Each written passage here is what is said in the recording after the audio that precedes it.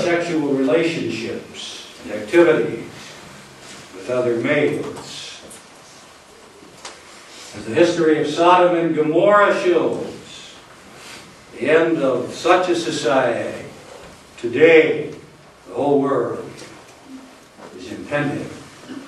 And what we can easily overlook is the truth taught by the apostle in that passage, that this homosexuality is not simply the natural development of wickedness, nor is it the expression of a revolution against the law and word of God, but it is the effect of the working upon societies that have deliberately rejected the revelation of God, which they knew, punishing those societies with the sin of sodomy and lesbianism. God gives them over to a reprobate mind. He did that with the Greeks and Romans, who only had the knowledge of God from creation to reject. He's doing that today in Western society, which is rejecting the revelation of God and the gospel of the Scriptures. They put him to shame, and now he puts them to shame in homosexuality. In all of this revolt, we observe a strange, contradictory thing. On the one hand, rebellious society makes a god out of sex. Paul condemned some in his day, enemies of the cross of Christ, whose God is their belly. Today we condemn many whose God is their sexual organs. And whether humans worship their belly or their sexual organs, their glory is in their shame. Philippians 3 verses 18 and 19. The real idolatry today is the worship of man. Always idolatry is attended and promoted by sexual immorality. Baal and Asherah were obscene gods, encouraging sexual license, not only as the behavior of their devotees, but also as part of the worship of Baal and Asherah. So it is today. Man worships himself.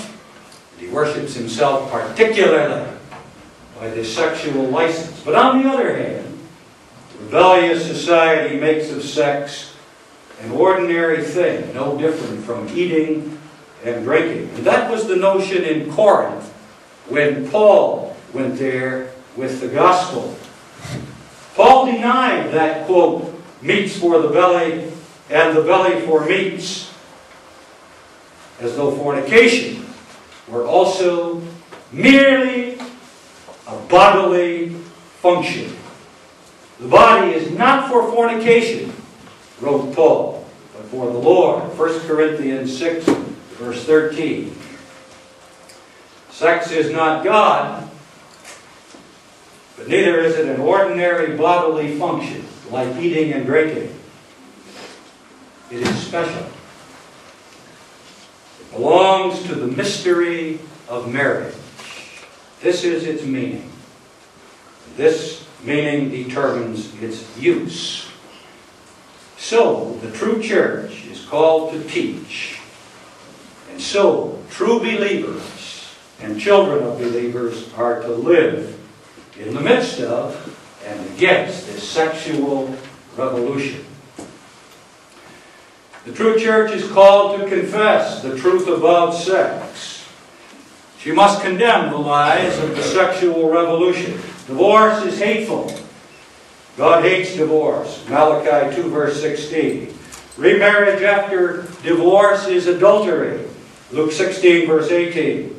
Sexual relations before and apart from marriage are fornication. 1 Corinthians 6 verses 9 through 20.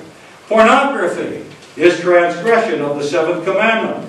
As the Heidelberg Catechism explains in Lord's Day 41, quote, all uncleanness is accursed of God. God forbids all unchaste actions, gestures, words, thoughts, desires, and whatever can entice men thereto. End of quote.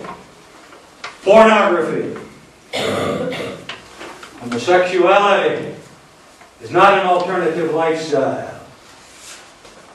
It is not like being left-handed.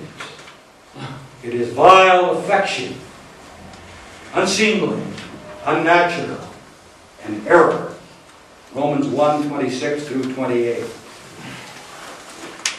It's so important that the church not fall for the clever language game that the rebels are playing today. The church must call the various sins regarding sex by their right biblical truthful names. Married men and women do not have affairs. They commit adultery. A man who indulges in sexual relations with many women is not a womanizer. That's not a bad name after all, womanizer. Every Christian husband ought to be a womanizer. But such a man is not a womanizer. He's a fornicator. There isn't such a thing as gay sex. Rather, there's sodomy and lesbianism.